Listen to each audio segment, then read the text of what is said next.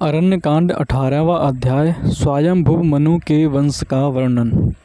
अग्निदेव कहते हैं, मुने, स्वयंभुव मनु से उनकी तपस्विनी भार्या शतरूपा ने प्रियव्रत और उत्तानपाद नामक 2 पुत्र और एक सुंदरी कन्या उत्पन्न की। वह कमनीया कन्या देवहूति करदम ऋषि की भार्या हुई। राजा प्रियव्रत से सम्राट कुच्छी और विराट नामक सामर्थ्यशाली पुत्र उत्पन्न हुए। उत्तानपाद से सुरुचि के गर्भ से उत्तम नामक पुत्र उत्पन्न हुआ और सुनीति के गर्भ से ध्रुव का जन्म हुआ। हे मुने, कुमार ध्रुव ने सुंदर कीर्ति बढ़ाने के लिए 3000 दिव्य वर्षों तक तप किया। उस पर प्रसन्न होकर भगवान विष्णु ने उसे सप्त ऋषियों के आगे स्थिर स्थान ध्रुवपद दिया। ध्रुव के इस अभ्युदय को देखकर शुक्राचार्य ने उनके सुयश का सूचक यह श्लोक पढ़ा। अहो, इस ध्रुव की तपस्या का कितना प्रभाव है, इसका शास्त्र ज्ञान कितना अद्भुत है, जिसे आज सप्तऋषि भी आगे करके स्थित हैं। उस ध्रुव से उनकी पत्नी शंभु ने श्लिष्टि और भव्य नामक पुत्र उत्पन्न किए। श्लिष्टि से उसकी पत्नी से सुच्छाया ने क्रमशः रिपुंजय, पुष्य, वृकल और वृकतेजा इन 5 निष्पाप पुत्रों को अपने गर्भ में धारण किया। रिपु के वीर से बृहति ने चाक्षुष और सर्वतेजा को अपने गर्भ में स्थान दिया। चाक्षुष ने वीरण प्रजापति की कन्या पुष्करिणी के गर्भ से मनु को जन्म दिया। मनु से नवला के गर्भ से 10 उत्तम पुत्र उत्पन्न हुए। उनके नाम ये हैं: उरु, पूर, शतधुम्न, तपस्वी, सत्यवाक, कवि, अग्निष्ठुत, अतिरात्र, सुधम्न और अभिमन्यु। उरु के अंश से आग्नेय जी ने अंग, सुमना और गाति, क्रतु, अंगिरा और गय नामक महान तेजस्वी 6 पुत्र उत्पन्न किए। अंग से सुनीता ने एक ही संतान वेन को जन्म दिया। वह प्रजाओं की रक्षा न करके सदा पाप में ही लगा रहता था। उसे मुनियों ने कुशों से मार डाला। तदनंतर ऋषियों ने संतान के लिए वेन के दाएं हाथ का मंथन किया। हाथ का मंथन होने पर राजा पृथु प्रकट हुए। उन्हें देखकर मुनियों ने कहा, ये महान तेजस्वी राजा अवश्य ही समस्त प्रजा को आनंदित करेंगे तथा महान यश प्राप्त करेंगे। क्षत्रिय वंश के पूर्वज वेन कुमार राजा पृथु अपने तेज से सबको दग्ध करते हुए से धनुष और कवच धारण किए हुए ही प्रकट हुए थे। वे संपूर्ण प्रजा की रक्षा करने लगे। राजसूय यज्ञ में दीक्षित होने वाले नरेशों में वे सबसे पहले भूपाल थे।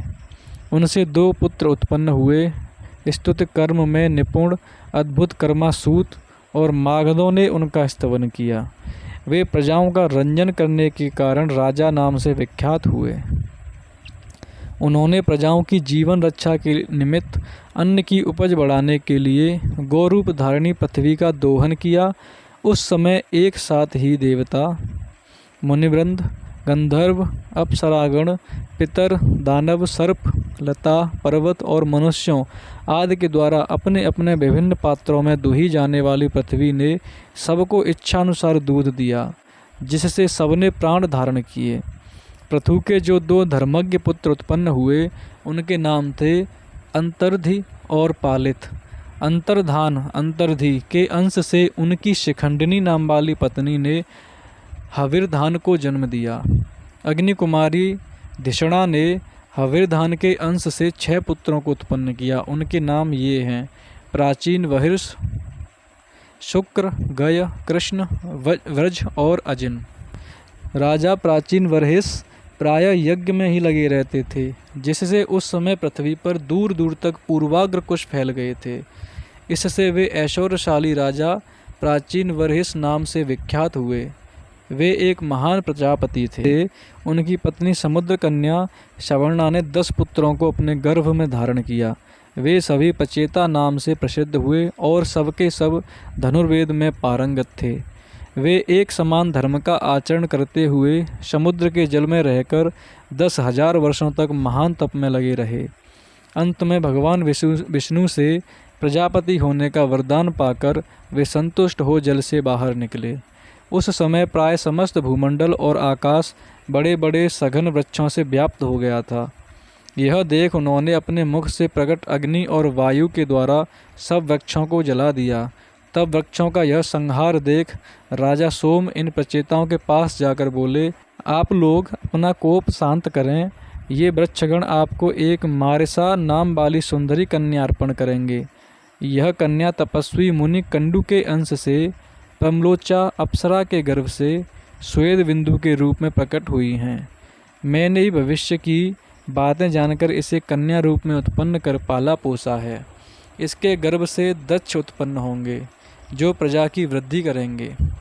प्रचेताओं ने उस कन्या को ग्रहण किया।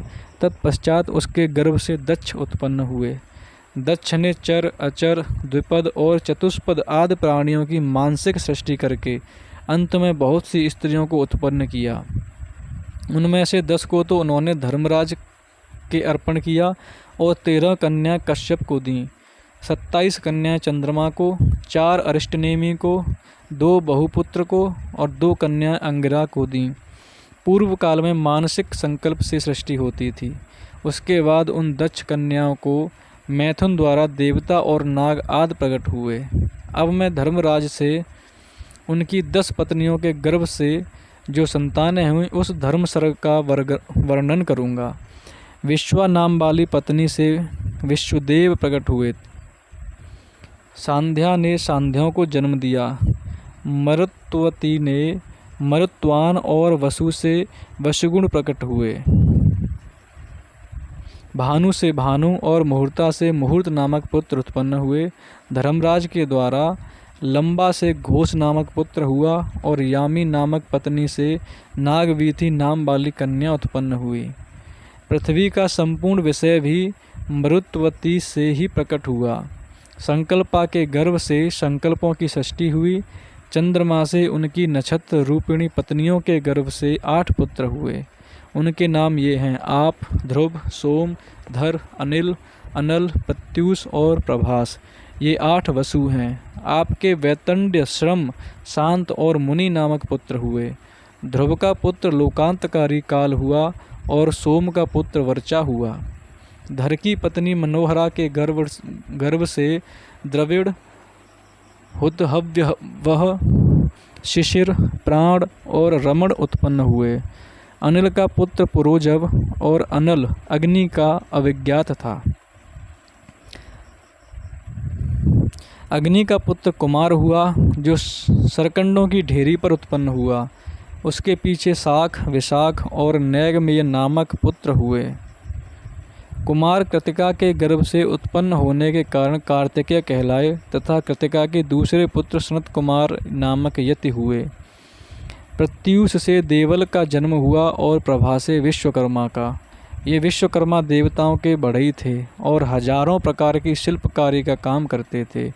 उनके ही निर्माण किए हुए शिल्प और भूषण आदि के सहारे आज भी मनुष्य अपनी जीविका चलाते हैं।